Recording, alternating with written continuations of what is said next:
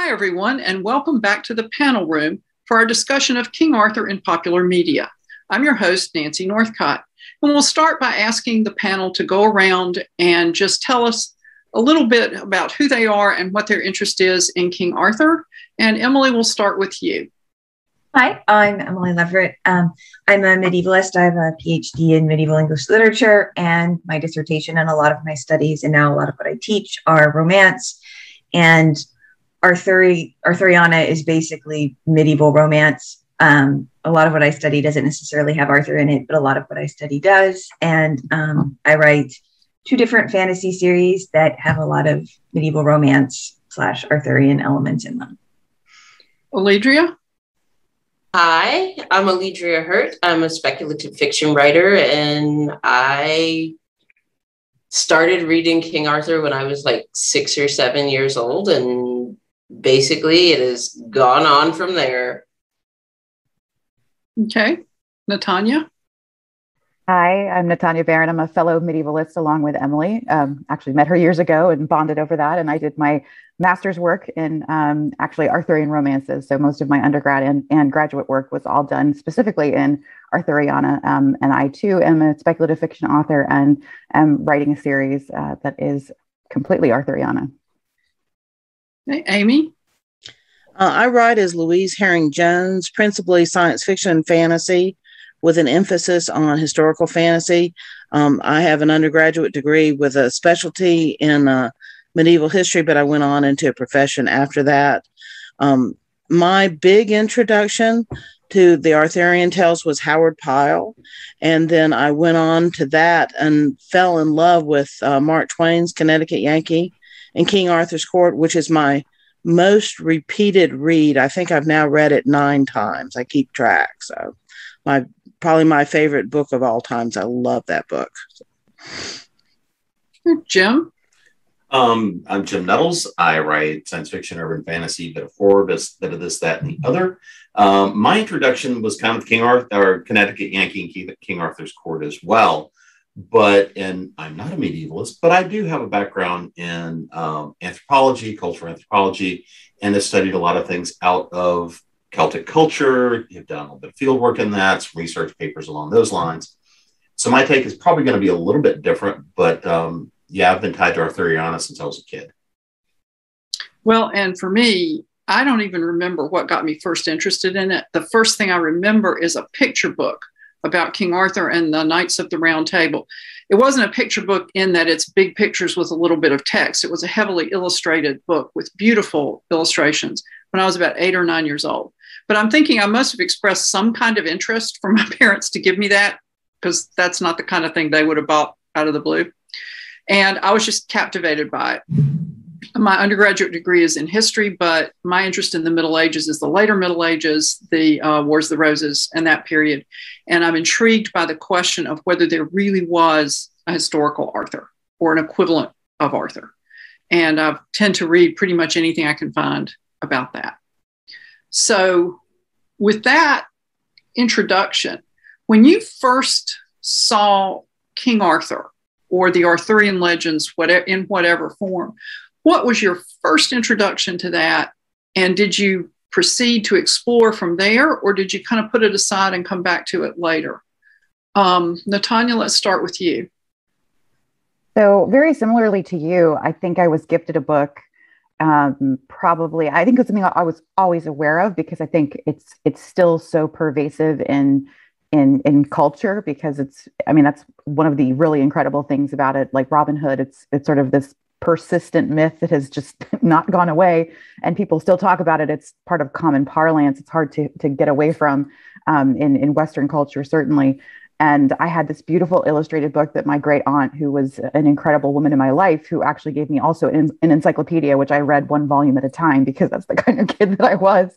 But she also gave me this gorgeously illustrated book that was just kind of the story of King Arthur, probably for an audience of about 8 to 12 years old. So it wasn't really babied down, but and the illustrations were kind of almost sort of pre-Raphaelite, right? So really gorgeous long dresses. And if you know me, I love fashion, and I love sort of the drama of it. And the women were all these sort of statuesque Viking kind of women with beautiful hair, and they all looked like they could hold swords. And I just thought it was really beautiful. And then there was this, I remember going toward the end and learning about sort of Mordred and this terrible ending, and it was all so depressing and awesome. And I kind of loved that it ended terribly. There was something wonderfully romantic about not having a happy ending that really resonated with me as a child, which I don't know why exactly. And then around that time in the super early 90s, this is really weird, there was a cartoon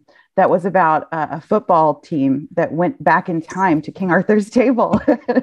I see someone. I know that cartoon. Alledria, you saw the show.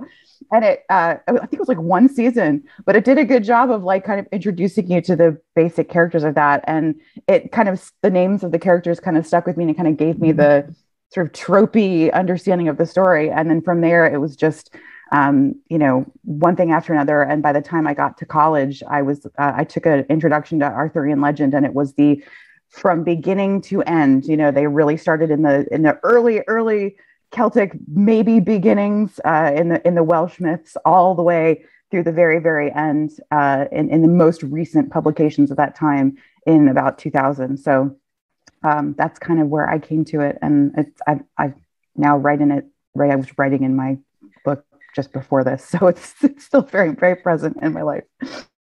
Amy?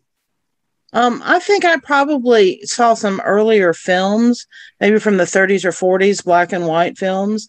But the first thing I read was the Howard Pyle, and I'm sure it was in the house because of my brothers. I was very lucky that I grew up in a household with an intense love of books and lots of volumes to look at. And I bought Connecticut Yankee myself at an I think it's called Andan's newsstand in Huntsville. Before we had any, I'm from Huntsville, Alabama. We didn't have any real bookstores at the time, and the only place you could get books was at the newsstand, which is, of course, a terrible thing of the past and dates me incredibly. But I bought that, and I remember keeping it together with a large rubber band because I read it so many times the pages were falling out. And when I went to college and double majored in European history and English literature, I became very interested in Arthurian legends. Unfortunately, there was not a single directed course that I could take, so I pretty much did self-study. I remember reading Malory's De Morte d'Arthur and thinking that it had the word smite in it a lot, and it really wasn't quite my cup of tea. So I think I discovered Mary Stuart after that and moved on to Marion Zimmer Bradley and read those retellings, as well as really delving into anything Arthurian I could find. But like I said earlier, and it's kind of interesting that Jim and I share this introduction from Twain, that's really, it's really sort of flavored everything I've read since then. And if any of you are familiar with it, it's really very socio-political and a big commentary on the labor movement of the 19th century. So he really transformed Arthur into something that you don't normally compare it with. So that was a sort of an odd beginning, but I think I read a lot of the modern retellings principally when I was in college. And like I said, I just never got into Malory too much because of the language and the archaic nature. And I'm sure if I had delved in it more, I would have found more, but I couldn't get past all the battle descriptions. So. Okay, Jim. So the first thing I remember reading from Arthurian legend again would be, Connecticut Yankee and King Arthur's Court, if I can speak tonight. But the first thing I remember really seeing that set this idea that Arthurian legend was bigger than that was actually Disney's Sword in the Stone, which I saw as a very little kid. And it was one of those things that was like, wait, all of a sudden, because I saw that and I saw kind of the Lord of the Rings cartoon, or The Hobbit, I think it was, at the same time, and a few other things all kind of connected. So you sort of start setting that idea of that type of folklore, that kind of story, and start looking at it. So for me, that was my first introduction to it. Oddly enough, it was my fascination with Merlin more so than it was with Arthur, because I kind of found Arthur boring, but Merlin was interesting and Morgan Le Fay was interesting. And that's the two of them are what made Arthur interesting to me, going through some of the earliest stories I read and saw. And don't know what that says about me, but hey, we'll go with that. Okay. Alledria? Let's see. My earliest introduction to Arthur is probably, it was an illustrated version of the Connecticut Yankee in King Arthur's Court. Do you remember when that series of hardbound classics came out, and they were kids classics, and they had pictures like interspersed every 10 pages or so. And I remember reading it and going, okay, I knew enough about it to understand that this was not the original text. So at that point I was like, okay, how do I find out what this is based on? And as I've told many people over the years, my mother's idea of the library was to turn you loose and let you find whatever you wanted. And so as long as you came back and you asked any questions of her, you were fine. So I just went wandering looking for it. And I didn't become a medievalist. I do have an undergrad degree in English literature. So I have sampled of it, I guess you would say. And I always found it very interesting. The whole quest motif that comes up later in Arthurian legend is kind of the thing that I gravitate toward. Okay, Emily? I don't think I got into Arthuriana really actually until grad school, because I didn't like the medievalist in my undergraduate college. It was a small college, and then we hired someone new, so I took a class from her my senior year, but it wasn't an Arthuriana class. It was a Chaucer class, though you do run into Arthur and Chaucer too. But when I started my graduate work, I wanted to be a Shakespeare scholar. And then I decided that I didn't want to tear Shakespeare and John Donne apart the way I wanted to tear other stuff apart. And so I sort of slid backwards via heresy, actually, into the Middle Ages. But it was the character that I've always loved and that I hope to write about is Gawain. I love Sir Gawain. Sir Gawain and the Green Knight is one of, if not the greatest romance, right? Just as a sort of single episode, because Arthur is a gazillion words, right? Mallory's Arthur is huge. But just the story of Gawain, this young knight who just goes through some incredibly weird stuff.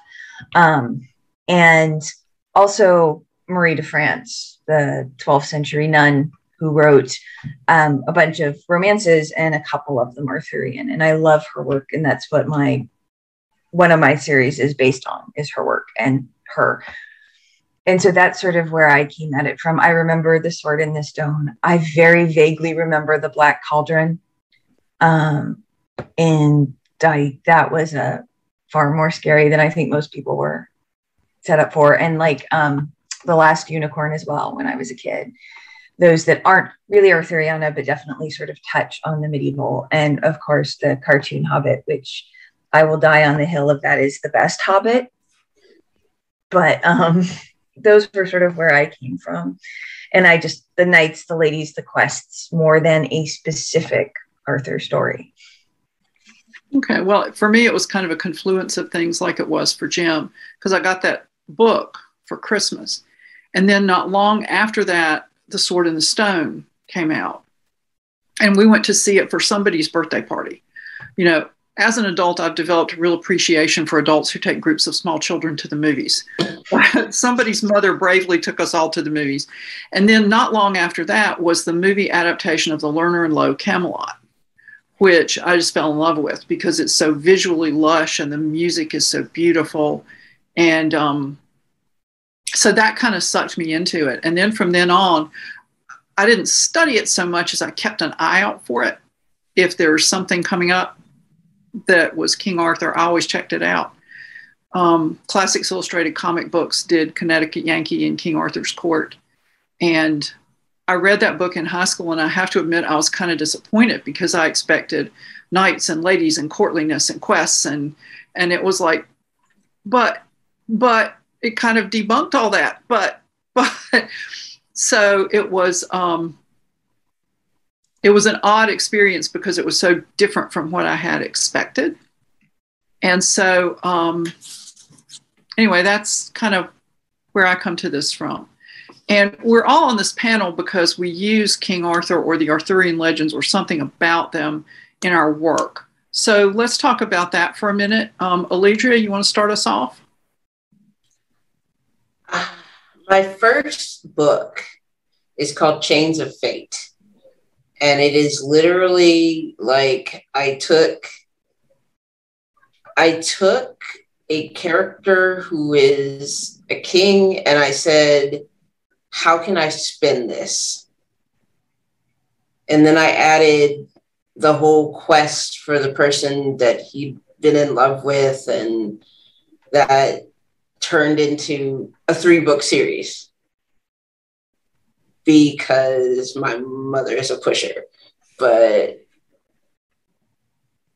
that's where Arthur, Arthuriana, and things like that started for me. I love the stories of knights and paladins and kings and seeing what happens with them, seeing what choices they make, where they are circumscribed by their position, that kind of thing.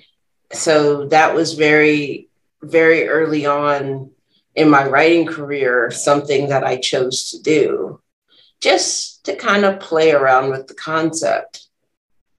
And I really haven't like super heavily revisited it except in the whole quest motif. I love the quest motif. It is always about what can we go looking for? And that's my jam, let's just say. Okay, Natania? So for me, Queen of None was my first published Arthuriana book, and it really is an Arthurian story. And it really was, I joke that it's the thesis that I wish I had written. My thesis story was not the thesis I wanted to write, even though it was a Marie de France story. It was not. My advisor sort of pieced out when I came time to write my thesis, so I had to use another advisor who I didn't know, and so it was not the story I wanted to write. But ultimately, I was fascinated by the women that were in the stories that didn't leave the castles, the women who were the mothers and the aunts. And if you look at the sort of genealogy of Arthur and the Pendragons and the Orkneys, there's all these women who are interconnected and living and not going on quests and living in lakes or presumably near lakes or, mothers and grandmothers and wanting to connect their stories and still being able to give them an amount of agency and power within that framework. And that's how I came up with this character that I didn't actually create, but in Mallory and Geoffrey and a few others, there is a character called Anna Pendragon, who is Arthur's first sister, who's a full-blooded sister and half-sister to Morgan and Morgause and some of the others, and then sort of disappears later on in the text. And I thought it would be really interesting. What if he did have this sister who sort of disappears and isn't remembered, but has a story and has sort of the ear of all the famous people and is just sort of interwoven in the story. And that's how her book came to be. And it's her first person sort of insider's guide to the real Carillon, as it's called in my story, instead of Camelot, which is another, there's a lot of name play because that's the other thing is that what's so interesting when you study the story is that it's constantly moving. I call it the Arthurian amoeba. As it grows, these names shift and as different cultures, and it's kind of taken by the French and sort of molded by in parts of Spain, and then it's taken in Germany, and all these names sort of shift and change. And so it's fun to kind of move the names around so they're a little different than you expect. And that was a lot of fun to play with. And now I'm finishing up the sequel, which is Anna's son, Gawain, and a character that is Guinevere's sister. and it's their dual narrative continuing the story, and it's very similar kind of story. So it's a kind of between the lines of things that are happening. I think it includes Sir Gawain and the Green Knight, but again, it's a very different version of the story that's told. So it's this idea that you can see how the story eventually becomes the story we know. But I've always loved those kinds of like, oh, I get why they told this story, because if they told the story that really happened, you know, no one would really want that story. They even make some beheading jokes because it's funny. And that's the other thing that I love doing too, is kind of leaving the medievalist Easter eggs, because, you know, you make jokes about all the Elaines because you run out of names eventually, and all the women are named Elaine because they just apparently run out of names. There's just this Elaine and that Elaine and that, and the other one as well. So it is never ending fun to write about, because there's kind of no rules, but there's always another place you can draw inspiration from. And I think for me, I'm French Canadian. And so it was really cool because I always felt like I love British literature, but I always felt like heritage wise, I didn't really have a way in, but because the French have such a cool kind of addition to it, so much of what we think is the great British legend is actually completely French. So it always feels like a little bit of thumbing my nose to the English, which feels super fun. So. Okay, Amy. I may be the odd person out here because I've never attempted to write anything based on the Arthur canon because I just feel too challenged by it. I'm too in awe of it. And I've read so many wonderful versions. I think one I forgot to mention that everybody else did was T.H. White's The Once and Future King, that the first book is The Sword and the Stone.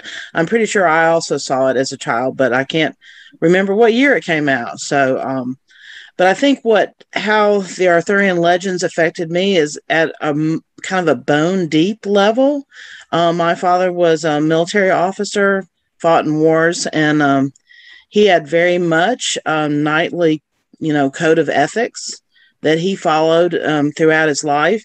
And I think that most people in Western culture follow, that Arthurian code of ethics, to help the weak and to fight the lost causes. And I think that's bled into my professional life as well. So listening to you all, I'm thinking maybe I should give it a try, because I've known Maurice Broaddus especially did a wonderful version of Arthurian legends. So there's lots of room to put it in different places, different times. But I've never attempted it. It's just been part of my life for as long as I can remember, really. Emily? Well, the first fantasy series, the Iceford Chronicles, that I write with a friend of mine, Sarah Adams, who is also a medievalist because we met in graduate school. And no matter how hard you try when you're in graduate school, there is nothing in the world but graduate school. And so we started writing based on the premise of, sometimes people get whisked into fairy and don't know what the hell they're doing because they have no idea what it is. What if someone with a PhD in medieval literature got whisked into fairy and was like, oh, no, I get this, I know how to sort of respond to that. And as the story developed, that sort of fell away from it some, but it certainly originated when she gets to fairy. In order to stay and pacify immigration, she has to get a job. So she gets a job at a university as a human literature teacher, and teaches Shakespeare as an adjunct. And so in some of, especially the first book, there are a lot of academic jokes about being an academic, but also Easter eggs that just about various bits of literature. And then in the more recent one, the primary story I use from Marie de France is the Biscleret story, which is the first werewolf story. It's the first sentient werewolf in English literature, which she is de France. And so she was writing in French, but she was in England. So we call it English literature. So, Natania, you shouldn't have any issue at all. There's all sorts of French literature that's English literature. Who cares? But so they were mostly speaking French at many parts of English literature. Yeah, the wealthy people were. Yeah, the peasants always spoke English. But yeah, so that's where I sort of located it, is what if you make this woman who wrote all these stories a character, and then Biscleret is a character, and sort of they meet, and it's what if she's not writing stories? What if she's writing things that she and other people have actually experienced, and sort of those adventures looked at through that sort of lens and what it would be to be a nun, which could be a very powerful position. There aren't a whole lot in Arthurian legend, really, but in medieval history and politics, there are a lot of women who got power through church, like rather than marriage. And so those are an interesting sort of place to locate them. But yeah, like Natania said, a lot of Easter eggs, a lot of stuff that you just can leave there that people who get it will find it funny and people who don't aren't really missing anything. But also a lot of what Alledria said, the quest idea, that's something that I actually also deal with in my academic research when I write about Terry Pratchett and the way that he uses the medieval quest narratives in his Discworld books. So I am always fascinated by, that like sort of, you have all of these beats of a story, right? There's a guy who doesn't know who his parents are, and he's got this weird birthmark, and all of a sudden something bad happens and he shows up and it might be a dragon. And how do you, and Pratchett twists those, but he is meta level aware and expecting his audience to be aware. And that's where all of both the humor and the pathos come, is this sort of, what roles are they going to fulfill and how? And I find that super interesting too. Yeah. So the first thing I ever tried to write that would be Arthurian, I played with a little web series for a while that was short stories, where all of it was basically all the Knights of the Round Table it was science fiction, but it was written to be where all the Knights of the Round Table were basically fighter jocks. And Merlin was an AI, a bit of a snarky AI and a bit of a trickster AI, but was an AI. And so what you had was Merlin, and it was playing with some of the different houses, but it was a lot about the quest and shifting it from medieval literature to something that was a little bit more of a hard sci-fi with a bit of a fantasy type element to it. But it was playing with a lot of the same kind of elements and playing with the ideas of quest, playing with the ideas of trying to chase things that, are they real, are they illusion, things like that. But I mean, even in most of like the urban fantasy stuff I've written, you'll find Morgan Le Fay she's not named as such, but it's Morgan Le Fay that is in a critical position in one of the series. And what you're about to find out is that in the second part of the series, it is an Arthurian type figure and a lot of the back and forth. Merlin is, like I say, I have a great love and interest in Merlin because I've always viewed him as a trickster god. I've always viewed him as very much in that middle position of, does he have real power or is he just a really good scam artist? And I've always found fascination there. So you will see elements there throughout a lot of the different work I do, just because I think they're fascinating people to play with. And I've sort of toyed with, in my copious spare time, pulling back out kind of that web series and, redeveloping it, redoing it, and trying to turn it something a little bit more commercial. But I found a lot of that, the interplay, the intersection of relationships between people with a tight bond, but then you still have all the personal conflicts, the things that come up, the different windmills that people want to tilt at, the different things they want to go, the quests they want to go chase on. When somebody may be sitting there going, that's not the best idea. So that's the kind of fun ideas I've played with in writing. But I mean, again, all these influences definitely show up throughout a lot of my work. Okay, well, and for me, I'm sort of in Amy's corner in that I really didn't feel that I could tackle the straight up Arthurian legends. I didn't feel like I had a take that was sufficiently original that would interest people. But I've always loved it, and I'm a history geek, and I write historical fantasy for Falstaff Books. And so the background to the magic system in the Boar King's Honor trilogy, which is actually about Richard III, not Arthur, but there's an Arthurian motif running through it, because the background to the magic is that both Morgan and Merlin were advisors to Arthur. And they had a schism because Morgan felt they should take a more overt role in the magical people should take a more overt role in the affairs of the kingdom and in the affairs of ordinary people. And Merlin opposed that idea, and Arthur sided with Merlin. So instead of seducing Arthur and having an illegitimate child with him and creating all kinds of trouble, she just withdrew. And so the magically gifted honor both their positions, and the men call themselves sons of Morgan, and the women call themselves daughters of Merlin. And in the hills is a manor built by the Romans that's called Pendragon, and it's the home manor of all of England's gifted. And deep in the hills at Pendragon is a pool of magic water that will magnify the ability to have visions, and it's known as Morgan's Pool, and it's guarded by the Sisters of Morgan. So I kind of drew on it without actually jumping full scale into that world. But the vision pool kind of is, people are on quests to figure out what's going on and what do we need to do. And that's a motif that's come up as we've been talking about it. So why don't we take a minute and talk about Arthurian quests and what do we like about them? What do we not like about them? And y'all don't need to wait for me to call on you. We'll just chat. And but Alledria, since you were the first one, I think, to mention it, if you'll start us off, that would be great. Well, then when you look at the quest motif, you have to deal with the fact that first you start with the idea of trying to find your family. I mean, that's the first quest that Arthur really goes on, is trying to figure out, who am I and where do I fit? At least that's the way I always looked at it. And then he's assisted on his quest.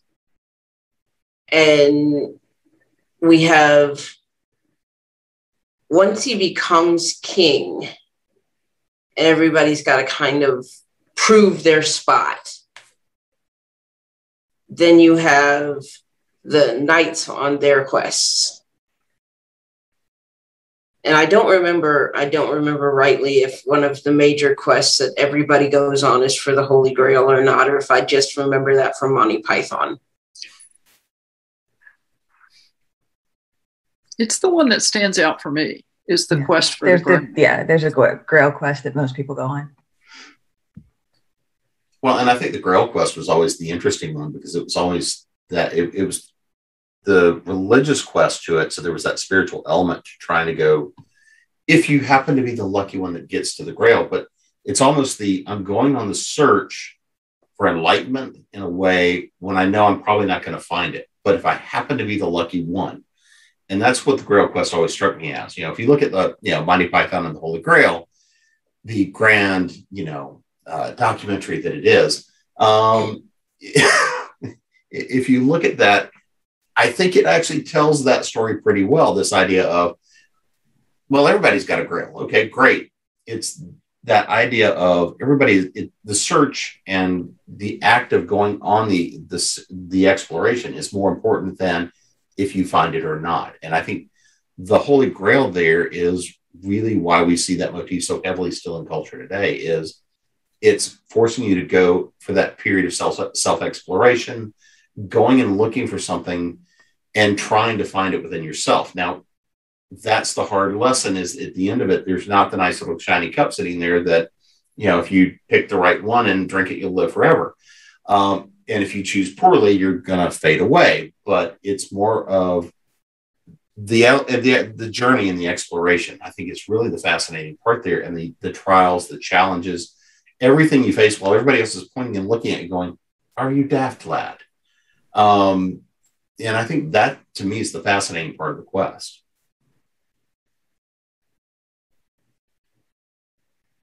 Well, I just had a childish fondness for the questing beast in the Once and Future King. And then I was so disappointed that the questing beast had not been in the Lerner and Lowe Camelot, because the questing beast was cool. And Pellinor's search for the questing beast was, of course, a bigger part of the book than it was of the movie. But I really liked John Boorman's Excalibur and the way they dealt with the quest for the Grail, because Arthur was connected to the land, and the land was sick, and the knights were out trying to find the Grail to cure not only Arthur, but the land. And I think I'm also kind of a sucker for that movie, because that too was a visually lush movie. I still watch it once a year. I think one of the things I love is the episodic nature. And I think that, just as a medievalist, I love Chrétien and some of the earlier really kind of random night, happens to be walking along in the woods, and there's a lion and a storm and a bunch of stuff happens, and then there's this chick, and they have to sleep with a sword between them because that's what you do to prove that you're not gonna have a fun night together. And then there's a very there and back again kind of thing too, where they kind of revisit places they were before and things have changed. And I'm kind of playing with that right now. I like the kind of like, you can kind of get away with the and then, because that's how the stories were built. But you can feel someone telling the story around a campfire, and you can feel other people adding to the story as it goes along. And the locations, depending if you're in Brittany, or if you're in parts of England, or if you're in parts of Germany, different locations get their own little mythologies, and places like Lyonesse float around. No one's really sure where it is. So you get this really cool kind of, different areas claim different parts of the mythology. And so I like that part of it so much, that it is kind of unhinged in a way. You don't always have to root it in reality. As a writer, you can play with that. And it's kind of tropey. And what's kind of neat is that, we always say that it's romance, not romance, but it actually also has the trope foundation for romance, because it is also knights and ladies and falling in love. And, some of the earliest Gawain stories are the, Dame Ragnell, the loathly lady. He's literally having to go around, clippity clop, asking women what they want. Like, what is it that women want? I need to know this question because someone wants to kill Arthur, and I asked some really bad questions and got myself into trouble, and I don't want to kill my uncle because it's kind of important. And you've got to figure this out. And the answer is women want power. Like, it's a pretty subversive answer. And that's actually, the story of the wife of Bath too. And that's, as Emily was saying earlier, this is the one Arthurian tale that kind of makes it into the Canterbury Tales, which is a whole other story we could probably talk about over lunch sometime, because one of my favorite stories to talk about. But these are the kinds of things that I think make this the way that the quest talks about. And like Jim was saying, it's not just the end, because the end is very sad. The end of Arthur is destruction and the once and future king that will maybe come around again, that is a horrible ending. So that's not satisfying. And I think in a way that's kind of a very apt metaphor for human life, right? The end of all of us is not so great, but it's the stories we make in the meantime. And it's this sort of fractal spinning off of all these characters that each have their own stories. Yeah. I'm sorry, go ahead. What I love about Arthur, like what Natania was saying about, like, you don't know where any place is. Arthur is one of, like, we think of him as being popular now, but he was popular in the Middle Ages. Like, a few different places were like, we have Arthur's grave, come see it. It was a tourist attraction. And that's just like awesome, right? Like, he was a thing then. And so, like, is he real or not? I mean, there probably was a real figure somewhere, right? But, it just, that sort of coming back to, we want a story that we can feel a connection to, right? That we can be a part of, and that sort of episodic nature that, like, well, I can pick up a sword and go have an adventure, because they don't ever stop. And yeah, there's something about Mallory's ending. I find, like, the sadness of the ending sort of weirdly, deeply satisfying, right? That, like, people accuse Mallory of nostalgia, but it's not nostalgia. Like, these are the best people in the world that ever were, and they couldn't make it work. They couldn't. So, we're all kind of screwed if that was it. But, like, there's also a whole lot of redemption, because most people assume that, like, here lies the once and future king, period, and he's done. But there's like another 20 pages of the story, and it's what happens to Lancelot and Guinevere, right? And they don't get together, right? Guinevere joins a nunnery, and Lancelot knights around a bit, and then eventually becomes a monk with a bunch of his other knights that managed to survive. And he learns that she's going to die, so he goes to see her one last time. Like, there is literally almost nothing as romantic. And she has joined a nunnery and repented and all of that. And her last request, her prayer to God, is that she dies before Lancelot gets there. Because if she sees him, she will sin again. So she does. Like, she dies before they get back together. I mean, there's something like, because everybody hates Guinevere, and I don't mean that like flippantly. Like, there is not a nice Guinevere in pretty much any of the Arthurian stories. The best one is Mallory, and he's the one that redeems her with that at the end. Like, she's a trollop. She's awful in so many stories. All of the men hate her. Like, she's openly adulterous. The one in Mallory is far more thoughtful and, you know, does things right. Like when Mordred catches her and it's like, I'm going to marry you. She's like, what a great idea. Let me go plan a wedding. I'm going to go down to London. It's going to be fabulous. Goes down to London, locks herself in the Tower of London and is like, you know, and won't let him in. And so then he's all mad and has to go to war. So she redeemed herself in a lot of ways, but just that closure of like Natania said, like, no, you don't get the happy ending. Like, they don't get to be together. I mean, and she's buried with Arthur. So they aren't even buried near each other, right? Like she and Lancelot. So it's just such a interesting, provocative tale. And I'm on the side, I 100% believe that Arthur knew what was going on. He knew, and he just, what made it a problem was somebody said it in public. You know, and how real is that when you know, and everybody knows that one of your friends is being cheated on and nobody says anything because it's not real until somebody says something. Like that still plays out over and over and over today. Amy, did you want to add something? Well, I just wanted to mention, we were talking about the Gawain poems, and I don't know if any of you saw the retelling in film this summer of The Green Knight. What struck me about that and the whole quest motif is just how gritty it got and how much of a struggle it was. And I think everybody who ever thinks of quest as easy needs to see that movie, and him, you know, trudging through creeks and being filthy and dirty and hungry, having his horse stolen, you know, on and on and on. But that, I thought that movie did a very good job of showing just how hard quests can be. And I want to mention with regard to the Holy Grail comments that were made earlier, one of the things that always got me about the retellings of the Holy Grail legend was just how biblical they became, with Galahad going up to heaven like Elijah and so on. And, you know, who would be privileged to, you know, just see the Grail. And I thought that was kind of interesting because you don't see a lot of that in other parts of the Arthurian legends, that at least not the ones that I've read. But if you haven't seen The Green Knight, I really recommend it. It's very interesting. It's so good. It's so good. Cool. It takes 10 lines in the poem, which are, Gawain had a lot of adventures and makes it 2 hours in the movie, which is awesome.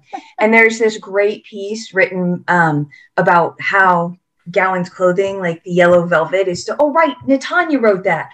Go read her thing on the yellow velvet cloak that Gawain wears, because it's awesome. Yeah, it's interesting. The people that I've heard who have not liked it, I'm like, you don't like medieval literature. Like it's like, they're like, it's so symbolic and everything's so heavy-handed. And I'm like, yeah, I mean, it's based on a poem that, I mean, medieval symbolism is like bang, bang, bang. I'm gonna make this really obvious for you. Yeah, it is the Quest film.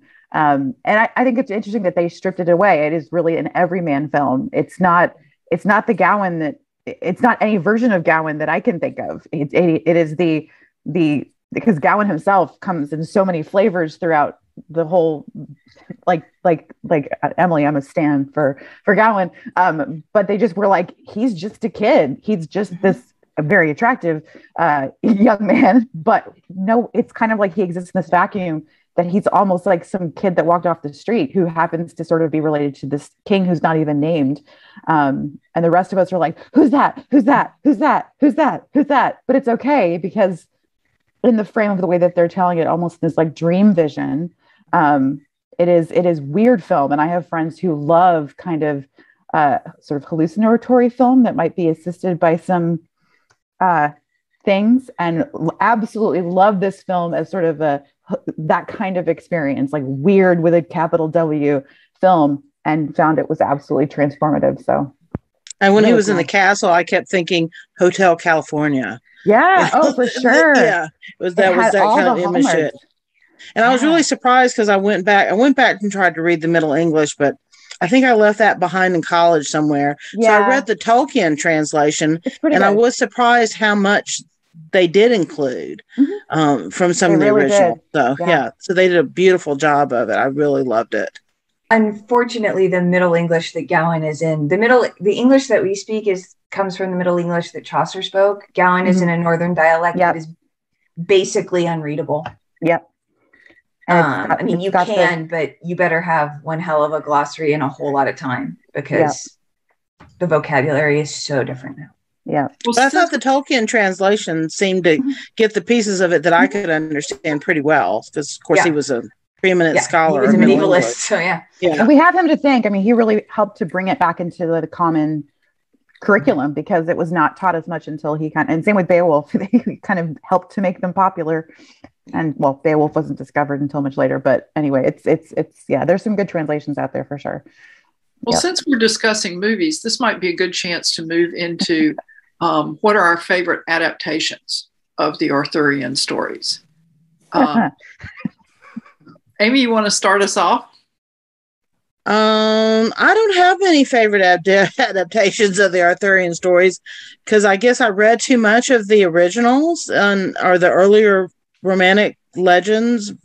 I don't have many, although I'm telling you, I was absolutely charmed by this little young adult fantasy that was out, I guess it was 8-10 years ago, that's now showing on Netflix called Merlin.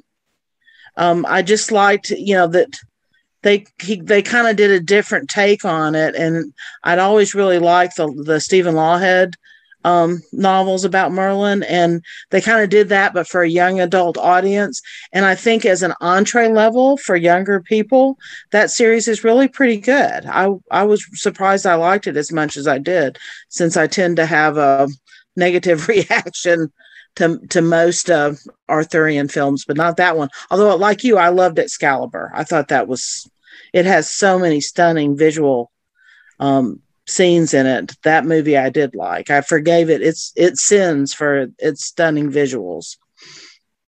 Well, we were talking about endings a minute ago, and I think one reason that the Lerner and Loewe version is so popular is that it does have an upbeat ending. Lancelot and Guinevere come together to see Arthur on the eve of the battle that takes place before Joyous Gard, Lancelot's castle. And Guinevere is with the nuns, and Lancelot's going to go back to Joyous Gard, and they'll all bash and crash because that's what the knights want. But then at the end, after Guinevere and Lancelot leave, Arthur realizes this page boy has been spying on them. And he tells him to go home and tell everybody about Camelot. And so it sort of saved it from the downer ending of Arthur goes off on a barge and Bedivere throws Excalibur into the lake and Guinevere and Lancelot are miserable. I'm not sure you could sell a popular film with that ending.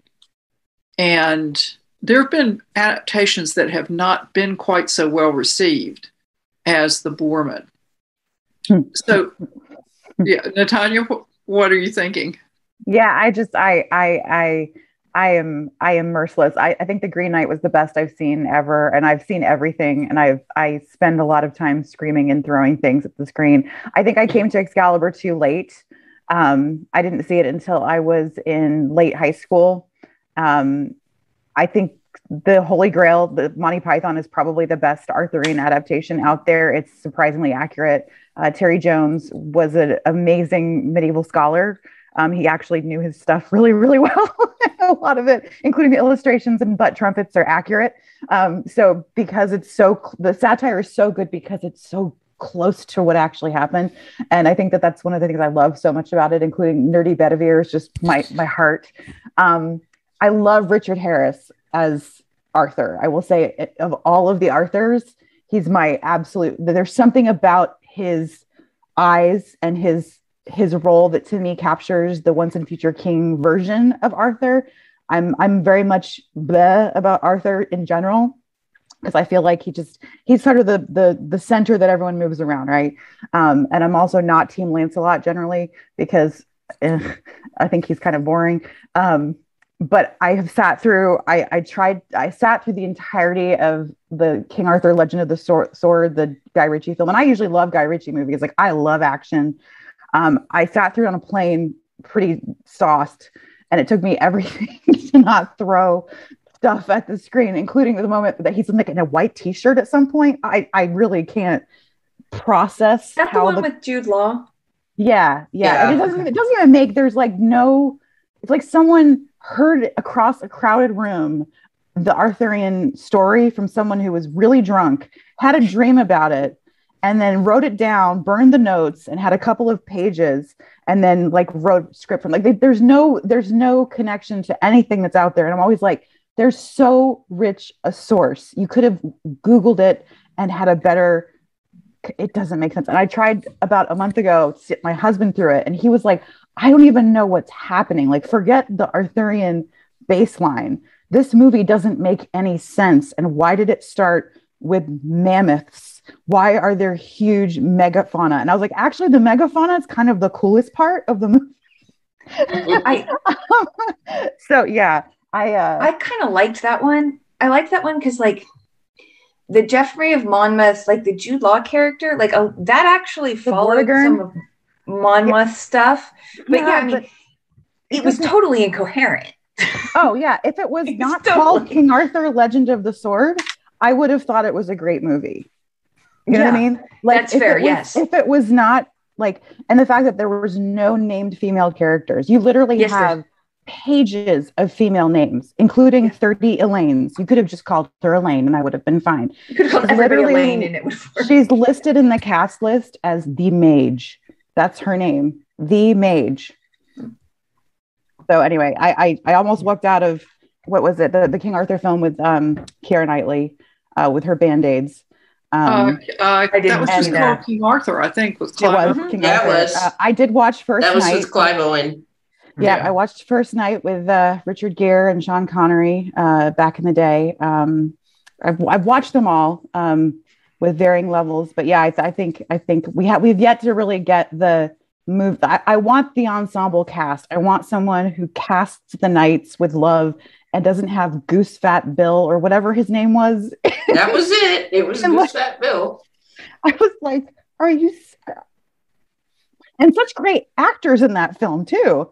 So confusing. Anyway, that's my take. Well, I'd like to put in a plug for a couple of things. There was a book by Molly Cochran and Warren Murphy called The Forever King.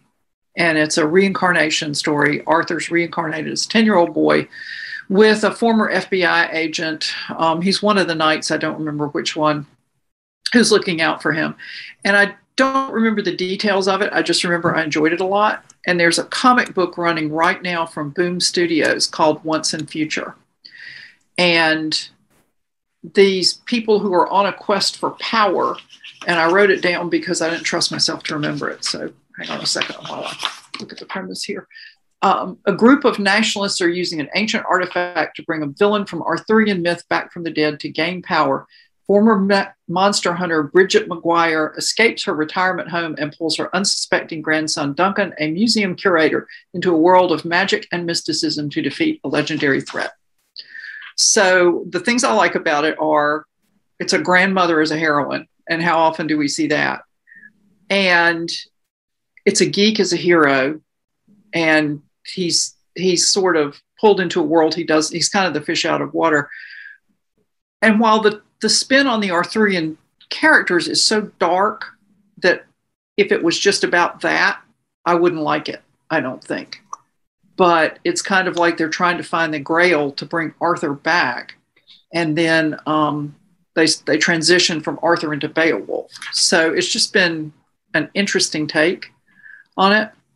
But, you know, if anybody has something they want to recommend other than the Green Knight, I mean, we've recommended that, which is what I'm saying. Other than, let's do that for people, because we're coming up on time, and there's so much we could do another hour, but probably we shouldn't do that. So, Arthurian things. There's a book called Arthurian Things by Melissa Elms that's a collection of poetry.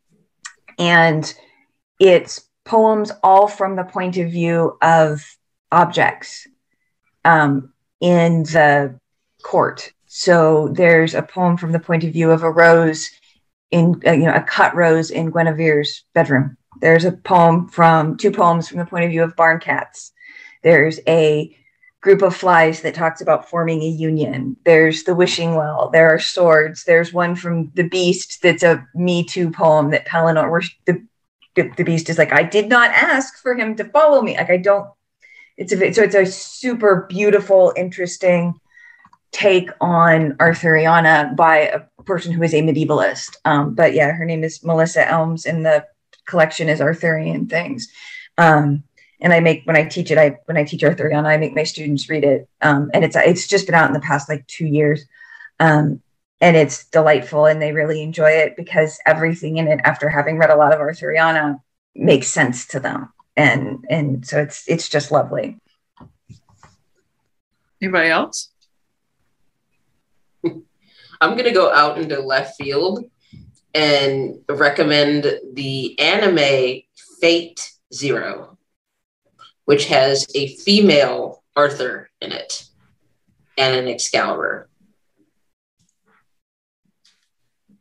And I will say Tracy Dion's Legendborn is YA, and it's a modern day Arthuriana sort of night houses, kind of almost Hogwarts thing that takes place in UNC Chapel Hill, which is particularly cool because I live in Chapel Hill. So it's literally like in my neighborhood. And so I would be listening to an audiobook while I was hiking in the woods where the story was happening. So super nerded out about that because that doesn't usually happen. And a really cool twist because it's also about sort of the segregation and sort of African-American legacy, as well as slavery in the South, and sort of how bloodlines are mixed, and how the building of UNC is obviously super problematic, and really pulls in a lot of the history of the area, and also talks about how magic and the kinds of magic that are in different bloodlines are kind of brought together, as well as sort of wild magic and stuff. And highly, highly recommended. Really, really well done. And she's, I think, just finished the sequel, so that should be out, I think, next year as well. Okay. Anybody else want to suggest something? My husband mentioned a book to me earlier. It's called Once and Future, and I just lost the reference to it with the author's name. But it's it's a space reincarnation of Arthur, but as a young girl. And he loved it. I have not read the book, but that's something that people could look at and see how it passes muster. Maybe we wouldn't have to throw things at it if they ever make it into a movie, because it is out science fiction and a little further out. But I understand the absolute urge to throw things at most of these movies. Yeah, I'd probably take a little bit different tack just because, hey, I can. I'm going to go with a bad line of the book was better than the movie. But The Last Legion, which really kind of explores this idea of if there was a historical Arthur, would it have been a Roman soldier, something like that, tromping through Britain during that era of time? And even though it's not called Arthur, it very much kind of shows an inspiration that might have been more towards that historical side. And I thought they did an okay job with that. I mean, I think it's better than some of the other things like King Arthur with Clive Owen that sort of explained that or explored that same idea of a Roman, legionnaire leading a team, leading fighting force and whatnot. So I think it was an interesting exploration of more of a, if there was somebody as a historical figure, what would they have been like? Well, that actually leads into something else I thought we could talk about, which is, do you personally believe there actually was a historical figure who was the basis for King Arthur? Yeah. I mean, whether or not he was even remotely like what we think he is, I'm sure that somewhere it's based on somebody real. Very much like Beowulf. Like, I'm sure there are people that is really about, but I mean, they're lost. Mm-hmm.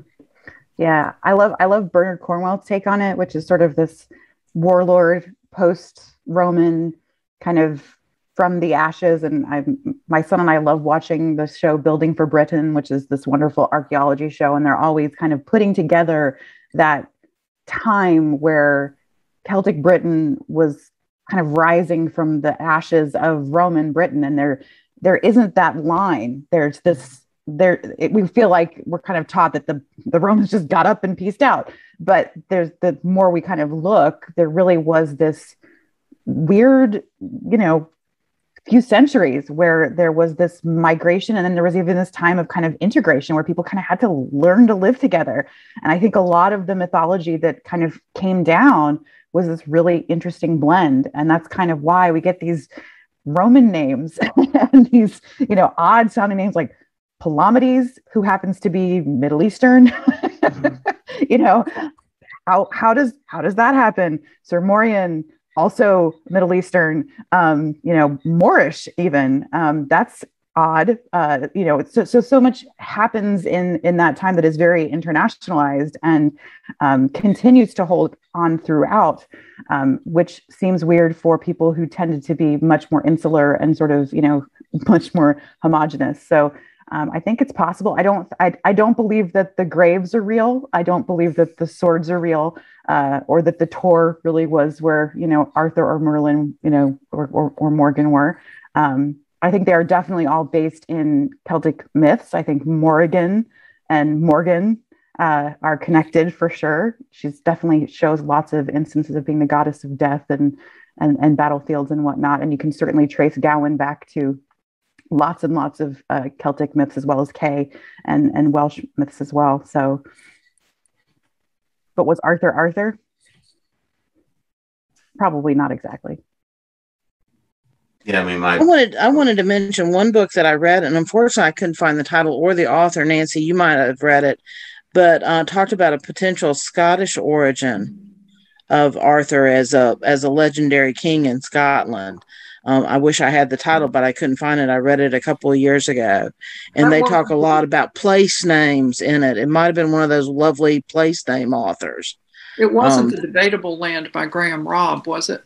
It might have been something else by Graham Robb. It was one of that group. There's only a couple of authors who write a lot about Scottish geography, and a lot of it was based on geographical names and local legends. And they tried to the author tried to make a case for Arthur being a very early Scottish king, and they named a specific king. And that's about the only book that I've read that has suggested, well, maybe there's a place for me to write something that isn't quite canon, because I don't think I could write something in canon, but about this specific king. And I've got it around here somewhere, but I'm certain I bought it in paperback and read it, because otherwise I would have been able to locate it. But it was a very interesting take on possible historic Arthur, or a basis for historic Arthur. I'm sorry, Jim, I interrupted you. Oh, no worries. It's been a long time since I read them. There's a series of linguistic explorations of, some of the main characters, the Morgan Le Fay, of Arthur, of Merlin, of Lancelot. There were 4 or 5 of them that I at least read that were pretty extensive linguistic explorations of the characters, the names, some of the historical places that they could have come from. And part of the exploration goes into Scottish mythology, Irish mythology, explorations of them as manifestations of Tir na Og and some of the Celts on the Irish side.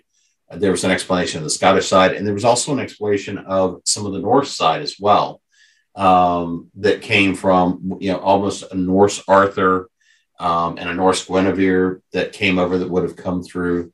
But it was really interesting because it all sort of goes back into this idea of, post the collapse of, Hadrian's Wall and the Romans in Britain, you had this really, really shift into trying to fight between very tribal nature and trying to fight between the very organized and people still wanting to maintain some degree of that Roman quote unquote civilization, for lack of a better term, and looking at the religions, the faiths, and everything that was in conflict, because you're also looking at the conflict of Christianity during that time versus still more the tribal religions, the native religions.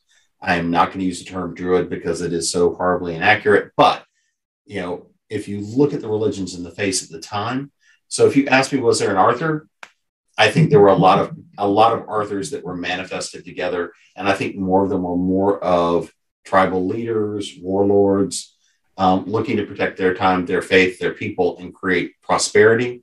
And we do know that there were a few people that united parts of the Britons during that period of time and various times. And I think that might be almost the telling, because I mean, some of the battles that we see in the Romantic literature were actual battles. We know that there were battles. We know where the battlefields were, but nowhere in any of the documentation is there, oh, there was the Grand Arthur running through the field, or the great slaughter of Arthur and the fall of the leader. So if I had to really look at it and say, my guess is it's more of a telling and a historic memory of times that parts of Britain were organized and brought underneath, some of these warlords, where you would almost see, the round table being the individual warlords and whoever happened to be in charge, if I had a guess. Well, that's kind of where I come down to. I got this book several years ago called Arthur's Britain, and I was so excited because they had gone through the extant records for the organized kingdoms of 5th and 6th century Britain. And I thought, great, this is going to track it down. This is going to have everything. Their conclusion was there was no such person. But, legends grow. And I think legends grow from something. And like Emily said, we don't necessarily know who it was.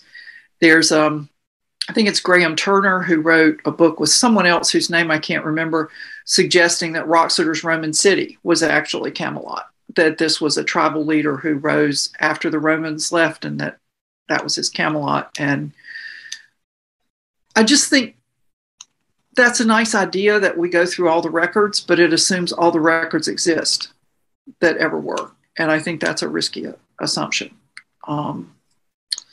Does anybody want to talk about anything else before we wrap up? No? There's an interesting Welsh thing, because Arthur may also be Welsh, right? Like there's that Gowan's Welsh, where there's an academic article that posits that because the Welsh have like a horrible reputation, like they're savages in a lot of things. It's very difficult for me to imagine anything in the British Isles being savage, but apparently the Welsh were. And that's like in Sir Gawain in the Green Knight, the wilderness people think is Wales. But there's some evidence that the Welsh knew what people thought of them. And in order to keep people away from them, played into it. Like, yeah, when that guy comes around and wants a tour, make sure you like pick up grass and shove it in your face. And so they'll think we're crazy and leave us alone. And it worked.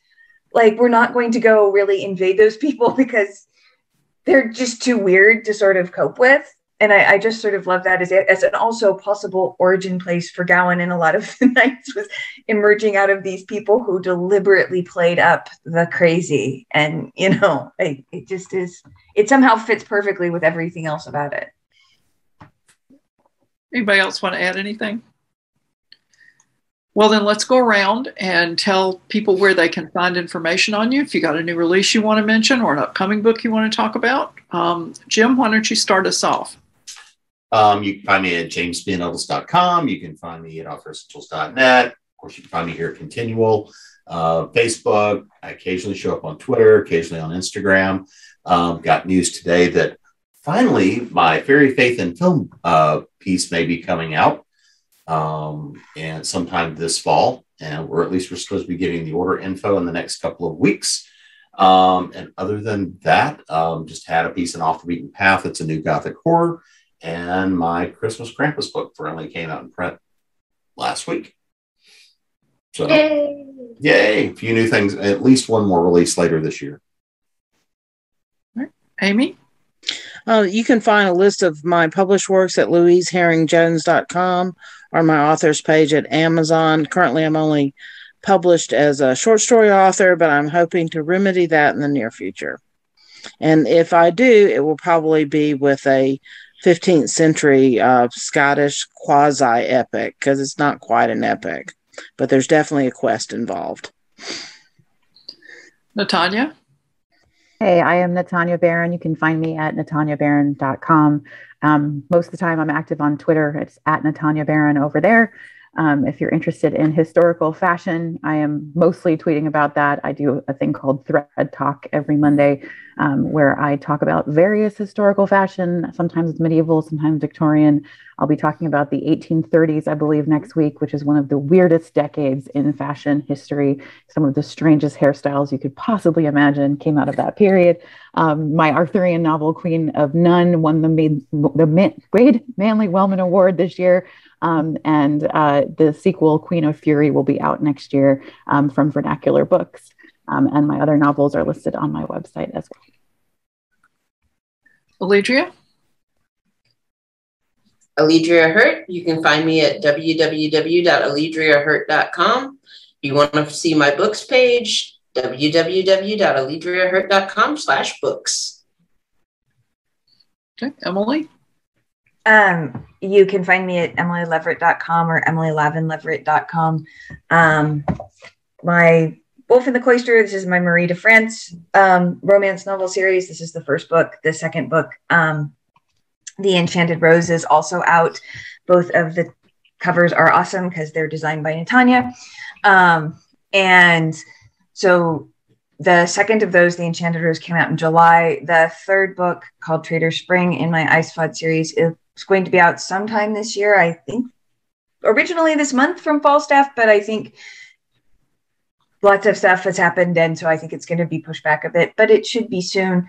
And then next year, I have an article in an essay collection about medievalists studying medievalism fiction, and I've written an article as a medievalist who writes medieval fantasy and what that means, and so it's all about the romance series, The Wolf and the Nun, and how I'm responding to historical fantasy, paranormal, and romance sort of genre expectations, and dealing with the fact that a lot of people get the Middle Ages very wrong, sometimes deliberately so. That's a big issue that I do. So that's all, and you can find all of the stuff.